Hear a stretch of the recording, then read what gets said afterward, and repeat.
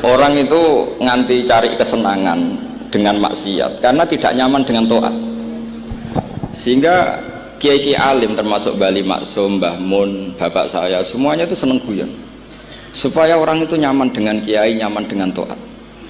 Sehingga nggak perlu seneng dengan yang maksiat. Tapi sekarang banyak orang membawa Islam itu dengan keras. Saya masih ingat wasiatnya bapak, hak kena ngaji guyon ae, wong bingung mikir utang katanya gitu ya, gitu. Dan Bali Maksum itu masyhur seneng guyon. Bapak saya itu pernah ngajak saya mau ke pondok, santri-santri pas guyon itu kembali, gak sida jong santri lagi guyon. Kayak nopo pak? Guyon itu barang mewah, santri itu kadang telat wesel radhi duwe, iso guyon itu luar biasa. Makanya jangan diganggu aja gitu. Meskipun resikonya keterusan guyon double kayak tadi. Jadi itu sanad itu, jadi itu sanad yang luar biasa. Jadi sebetulnya guyon tadi ada filosofi yang luar biasa supaya orang itu faroh bitoat atau faroh bima ahlahu. Sehingga ada ayat qul bi fadlillah wa bi rahmati fa bidzalika falyafrahu. Sehingga orang itu tidak perlu seneng lewat maksiat, hura-hura lewat maksiat.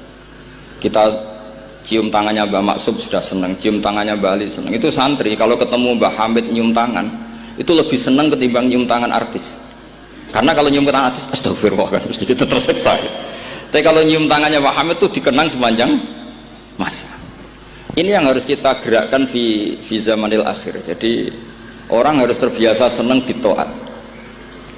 Saya itu kalau sudah belajar tafsir misalnya, karena itu sesuatu yang saya tekuni, saya belajar tafsir tidak lazim ya, tidak pakai kitab tafsir terus, tidak, seringnya pakai fikih. Ya karena saya punya guru Mbah Maimun adalah putra Ki Zubair Al-Faqih. Saya punya guru bapak saya sendiri, punya guru-guru wali. Jadi saya ini punya jalur ulama, punya jalur wali. Sehingga kemungkinannya saya itu kalau nggak ulama ya wali, atau gaduh-gaduh nggak jelas itu karena saking banyaknya itu. Dalam ilmu yang diajarkan Mbah Mun, diajarkan tentu beliau punya sanad ke Said Alawi sampai Rasulullah, atau lewat Mbah Karim, Mbah Hashim juga sampai Rasulullah. Yang jelas gak lewat duta besar karena ini mengkotek itu bahaya kalau sanad lewat apa duta besar itu. Sanadnya begini, ada riwayat yang ditulis kitab Ihya, juga ditulis kitab Khilyatul Aulia, itu memang yang menopang perilaku duta besar tadi. Inna min khiyari umati qauman yadhakuna jahron min saati rahmatillah.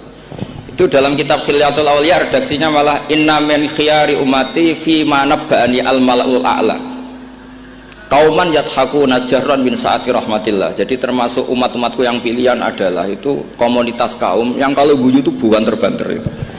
Sehingga saya khawatir duta besar tadi ngakak-ngakak gitu apa bagian dari kewaliannya ya gitu. Karena disebut khiyarul ummah, umat pilihan. Meskipun kayaknya enggak juga, tapi ini cerita saja kan. Jadi inna min khiyari ummati fi ma nabba'ani al malul a'la qauman yadhakuna jahran min saati rahmatillah. Lalu saya mikir kenapa itu jadi khiyarul ummah. Bali itu masyhur seneng guyon. Mbah Mun ya masyhur seneng guyon. Bapak saya seneng guyon. Saya dulu itu iskal, ada kaji itu terkenal agak punya will itu. Ya agak maksiat agak ceritanya. Ini agak katut juta besar tadi, makanya saya ngomong perempuan. Kaji itu agak ada gosip suka will. Ketika Mbah Mun ketemu bapak saya itu bilang begini, "Lho Nur, bapak saya namanya Rosalim, apa iku ayu kok nganti kajiku senang?" "Lho ayu, Mbah." Bakasannya tentang ayu. Saya dulu iskal kenapa Ki bakas wong ayu ini. Tapi setelah saya tambah alim, tambah tahu itu. Sampean harus ikrar memang tambah alim, paham itu artinya tambah alim. Akhirnya Mbah Mun cerita gini, nah aku kefikian malah jadi qadzaf. Jadi qadzaf misalnya gini, Anda terlalu Islam serius, pasti komentarnya gini, kaji kok demenan, kaji kok katut wedoan. Serius tapi akhirnya menabrak satu aturan yang dilarang Allah SWT. Itu kalau kamu menuduh zina jadi qadzaf, kalau kamu bilang kaji kok katut wedok jadi suudzon. Maka bahasan yang netral adalah lho ayu no kok nganti katut ya. Ayu Mbah, iya ya wajar, wong mesti katut wong ayu gitu. Itu filosofi. Jadi di balik guyon itu ada trik untuk menghindari ke fikih atau ke ketentuan fikih yang salah. Yaitu kalau kamu kejebak ekstrim, kaji kok seneng wong ayu, kaji kok demenan, maka berarti Anda qadzaf. Qadzaf itu menuduh orang lain yang enggak jelas apa buktinya. Maka guyon ini satu-satunya cara menghindari kesalahan yang lebih fatal. Sehingga di sini dibutuhkan kemampuan seni mengelola agama supaya agama ini tetap ceria. Saya berkali-kali cerita kalau ngaji, Imam Syafi'i itu kalau ditanya, diberitahu orang yang nyium tangan jenengan, yang di depan jenengan itu hormat, itu di luar ngerasani jenengan, bully jenengan. Jawabnya Imam Syafi'i itu tertawa-tawa, baguslah berarti saya wibawa, di depan saya buktinya tidak berani. Kata. Jadi enteng saja, dijawab enteng saja, baguslah berarti saya wibawa, nyatanya di depan saya tidak berani. Tapi banyak orang membenci jenengan karena fikih jenengan. Jawabnya Imam Syafi'i seneng lagi, baguslah, nggak seneng saya pasti nggak pernah ngutang saya. Coba kalau kamu seneng juta besar itu pasti minta tolong, mau masuk apa saja lah. Tapi kalau benci Pak juta besar pasti malu kan minta tolong. Untung mana kamu dibenci orang sama disenangi orang. Karena kalau dibenci orang yang benci itu pasti tidak utang kamu, tidak ngerepoti kamu, tidak senang. Jadi Imam Syafi'i itu ngadepi dunia itu enteng saja, diberitahu itu orang itu nggak suka kamu gini-gini, ya bagus lah. Sehingga beliau ngendikan terkenal sekali, waman asa'a ilaika faqad atlaqaka. Orang yang berbuat buruk sama kamu berarti membebaskan kamu, karena orang ini pasti nggak akan ngerepoti kamu. Jadi ulama-ulama dulu ciri khasnya adalah ar-ridho anillah, melihat apa saja itu sudah ridho, dan ridho itu ekspresi paling gampang ya ceria, seneng. Nah kemudian tadi kan saya bilang terakhir, ini yang paling terakhir saya baca trik menjaga perbedaan ini tetap kondusif. Saya neliti kitab Bali Maksum sampai khatam, termasuk kitab yang saya letakkan di kamar khusus itu diantaranya ada kitabnya Bali Maksum, Nadoman Solam Taufiknya Mbah Hamid yang karangan orang-orang Indonesia. Tentu terbanyak ya kitabnya Mbah Mun, Mbah Zubair. Bahkan saya masih punya catatan tangan tulisannya Basim Asyari karena beliau pernah nyurati buyut saya ketika khatam Sahih Muslim yang keluarga Kudus. Terus banyak lah saya punya, termasuk saya punya tulisan tangannya Kiai Fakih Mas Gumambang, gurunya Mbah Zubair. Saya memang dokumenter kitab, sehingga saya maaf sekali kalau pidato umum itu memang saya tidak keahlian saya. Karena itu harus dobes, itu tidak keahlian ulama, dobes itu tidak keahlian ulama. Ini saya baca singkat, tapi semoga ini barokah karena ini kholnya Bali Maksum. Semua mubalek tadi pakai catatannya sendiri, jadi itu ngekholi dirinya sendiri. Ini saya pakai orisinil kitabnya Bali Maksum. Jadi saya mungkin penceramah terbaik karena sesuai konteksnya itu. Nah ini enggak. Ini kholnya Bali Maksum, cerita syairnya sendiri tentang rokok lagi. Bolot lagi. Yes. Ya semoga diampuni oleh Allah Subhanahu wa taala. Ini ngendikane beliau tentang meminimalkan konflik. Ini saya baca di bab Al-Mithalul Awal. Jawazu hibati thawabil qiraah wa shadaqah lil mayyit wa wusuli thawabil qiraah wa a'malid birril mayyit. Kita berkeyakinan bahwa yasinan, tahlilan itu sampai ke mayit.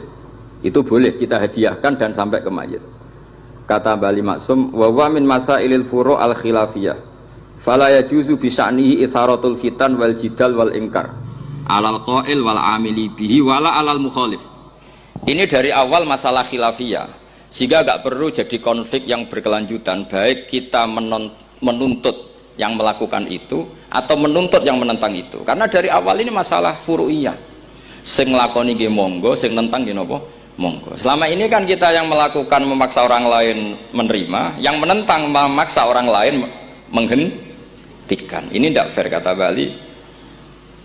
Kata beliau itu gak fair. Wala yang bagi ayaqa bainahuma ma la yang bagi wuqu'uhu bainal akhwaini muslimaini. Kata beliau, wala in kana lil mani'i mustanadun fa inna li ghairihi mustanadan kadzalik. Kalau yang melarang tahlilan, melarang yasinan dikirimkan ke mayit itu punya mustanad, punya sanad. Yang bagi yang membolehkan juga punya sanad. Kalau ada kiai yang kalau pidato nangis itu sanadnya banyak dan benar. Tapi yang uraan kayak Pak Duta Besar juga banyak. Semuanya ada sanad. Jadi kata beliau sederhana saja, kalau al-mani'un, orang yang menolak itu punya sanad, kita yang membolehkan juga punya sanad. Tapi kata beliau dengan enteng, dengan ceria, ini masalah furu'iyah, nggak perlu jadi itharatul fitan wal jidal wal khisom. Kata beliau nggak perlu jadi perdebatan. Makanya pesan saya sama santri-santri kerap ya, sebetulnya masalah kita ini tercerabut dari ilmu. Coba dari awal Anda katakan yang tidak kunut itu Abu Hanifah, yang kunut itu Imam Syafi'i, maka melihat orang tidak kunut itu keren karena Al-Hanafi, pengikut mazhab Hanafi. Yang kunut juga keren karena pengikut mazhab Syafi'i. Tapi kita tidak, di zaman akhir kunut dan tidak kunut ini jadi politik identitas, sehingga yang nggak kunut itu Muhammadiyah misalnya, yang kunut itu NU. Mana ada Basim Asy'ari sebagai mujaddid atau mujtahid yang mengharuskan kunut, atau Mbah Ahmad Dahlan yang melarang apa? Kunut. Wong dua beliau sama-sama pernah ngaji Syekh Khotib Minangkabau, pernah ngaji Mbah Mahfud ketika di Mekah. Jadi cobalah ilmu itu diperkuat sehingga kita mengatakan kunut adalah sunat menurut Imam Syafi'i, tidak sunat menurut mazhab Abu Hanifah. Sehingga enak sekali karena kita berdasar ilmu. Menyangkut sawabul kiroah atau sawabu amalil khairi, apakah sampai ke mayat apa enggak, ini kata beliau, kata Mbah Ali Maksum, beliau justru menukil Ibnu Taimiyah yang notabene sering dipakai dalil para orang-orang sana. Saya tidak tahu itu orang sana, itu Pak Duta itu yang tahu itu kalau ini mirip kitab Said Muhammad. Jadi Said Muhammad itu kalau istidlal sering pakai Ibnu Taimiyah karena itu yang dipakai mereka. Tapi ternyata Ibnu Taimiyah, qala Ibnu Taimiyah innal mayyit yantafi'u bi qiraatil Qur'an kama yantafi'u bil ibadah al maliyah minas shadaqah wa nahwiha. Terus waqayyim fi kitabir ruh afdalu ma yuhda ilal mayyit as-shadaqah wal istighfar wa du'a lahu wal hajju anhu. Artinya gini, kita sekarang ini tidak pernah kayak Bali Maksum pakai dalil jawazu ihda lil mayyit itu berdasar Ibnu Taimiyah dan Ibnul Qayyim. Kita seakan-akan Ibnu Taimiyah itu orang yang pasti melarang itu, sehingga kita itu terus mengatakan sing nyunatno tahlilan ku sapa, Mbah Hasim atau Mbah Fakih atau siapalah, meskipun riwayat ini mukhtalifah dari Mbah Hasim. Pertanyaannya adalah terus kesannya yang membolehkan itu hanya kiai lokal itu, kiai nasional itu. Padahal zaman Bali sudah mengajarkan kita yang membolehkan ihda wa amalil khairi ilal mayyit, yang membolehkan hadiah Yasin, Fatihah, tahlil ke mayit itu adalah orang sekaliber Ibnu Taimiyah dan Ibnul Qayyim. Sehingga dengan kita pakai ilmiah yang diterapkan Bali Maksum, kita ini merasa orang keren, orang global, orang yang keren lah. Karena guru-guru kita Bali Maksum, Mbah Hamid biasa mentahlili, Mbah Munawir semua mentahlili guru-gurunya. Di level ulama global ada Ibnu Taimiyah dan Ibnul Qayyim. Tapi karena kita tidak baca, seakan-akan tahlilan itu hanya tradisi lokal yang tidak di ACC, tidak disetujui ulama kelas internasional. Padahal di sini jelas diceritakan Ibnu Taimiyah berpendapat qiraatul Quran yang dihadiahkan ke mayit atau tahlil itu boleh. Jadi ini sangat penting supaya orang itu pakai tradisi ilmu. Saya pernah ngaji sama Mbak Mun, diberitahu kalaupun Rasulullah pernah kunut sekali, biasanya perdebatan kan, oke, Rasulullah pernah kunut tapi ahyanan. Pertanyaannya adalah setiap Nabi pernah melakukan sesuatu itu akan menjadi sunnatan mutaba'ah apa enggak? Tentu jawabannya iya. Nabi meskipun melakukan kunut andaikan hanya sekali, tapi karena pernah dilakukan Nabi, maka kebaikan ini akan menjadi sunnatan mutaba'ah, sunnat yang harus kita ikuti terus atau boleh kita ikuti terus. Jadi nggak boleh misalnya Rasulullah itu puasa Senin Kemis juga ahyanan, tidak selalu. Rasulullah itu tofa rokiban juga ahyanan, bukan selalu. Tapi apa saja yang pernah dilakukan Nabi maka berstatus itu akan sunnat ila yaumil qiyamah. Sehingga nggak bisa misalnya di hadis itu ahyanan, kemudian kamu beristidlal ini boleh dilakukan hanya ahyanan karena Nabi juga melakukan hanya ahyanan. Tidak bisa seperti itu. Sekali Nabi pernah melakukan itu dan tidak dibatalkan lewat nasah mansuh, maka kesunatan itu ila yaumil qiyamah. Sehingga Imam Syafi'i cara berpikir meskipun Nabi kunut ahyanan, kalaupun itu ahyanan tentu kunut itu akan sunat ila yaumil qiyamah. Bagi yang tidak mensunatkan monggo, itu ada Abu Hanifah. Makanya kata Mbah Maksum, kata Mbah Ali Maksum di sini diberi muqaddimah, wa wa min masailil furu' al khilafiyah fala yajuzu bi sya'nihi itharatul fitan wal jidal wal inkar alal qail wal amili bih wala alal mukhalif. Jadi kita sendiri disarankan beliau, kamu juga gak usah nantang debat sama mukhalif, karena dari awal sudah masalah-masalah yang apa? Khilafiyah. Lalu terakhir pilihan-pilihan, terus kemudian tetap memancing polemik. Saya mau cerita lucu di Ihya. Ihya yang katanya kitab sakral itu ya punya sisi lucu, sisi unik. Nabi Musa sebagai Nabi Bani Israel itu sering digugat karena orang Israel itu tukang debat. Terus Nabi Musa minta ijazah, ya Allah saya kasih ijazah seperti tadi. Beliau minta ijazah Mbah Mun tadi. Minta ijazah yang supaya orang itu tidak bisa berkata buruk sama saya. Semuanya muji saya. Jawabannya Allah itu unik. Ya Musa, hadza syai'un lam asna'hu li nafsi, fa kaifa asna'uhu bika. Aku pangerane sering disalahpahami, pemenah kue katanya. Jadi makanya kalau ada orang bully beda faham itu biasa. Kata Allah, hadza syai'un lam asna'hu li nafsi, itu sesuatu yang saya tidak melakukan untuk diri saya sendiri. Kata Allah, saya ini Tuhan yang mengatakan saya punya anak ya banyak, yang anggap saya bakhil ya banyak, yang salah paham dengan saya banyak, padahal saya ini Tuhan. Kalau saya mau tak bungkam semua itu orang. Itu saja tidak saya lakukan. Apa menaiki terima Nabi.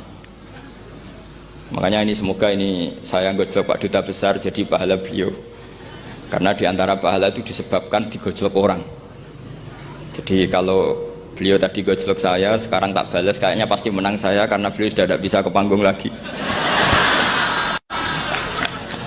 Yang jelas saya kagum, ya saya puji betul Gus Zofur ketika dari awal memberi gelar Ad-Dobosi tadi ternyata betul. Tapi saya pastikan itu ada sanadnya, yaitu inna min khiyari ummati fima nabba'ani al-malul a'la qauman yadhakuna jarron min saati rahmatillah. Jadi diantara umat Allah yang pilihan adalah umatku yang kalau umatnya Rasulullah tentu yang kalau terbanter-banter karena min saati rahmatillah. Saya bayangkan kalau saya di rumah dikasih makan gratis, dikasih minum gratis, kemudian di rumah itu saya merengut saja, itu kan kurang syukur. Wis ora bayar kok merengut gitu. Sama kita pakai buminya Allah, pakai airnya Allah, pakai oksigennya Allah. Modal guyu ya ora gelemen merengut gitu. Itu kalau Allah tersinggung pasti Allah ngendikan falyatu robban siwa wal yakhruj min tahti ardi wasama. Silahkan mencari Tuhan selain saya kata Allah dan keluarlah dari langit saya, dari bumi saya, daripada diusir pangeran wis ning donya ceria wae, guyu-guyu wae, sementing aja dhewean apa guyu wis ngoten mawon. Wassalamualaikum warahmatullahi wabarakatuh. Dimohon untuk sekalian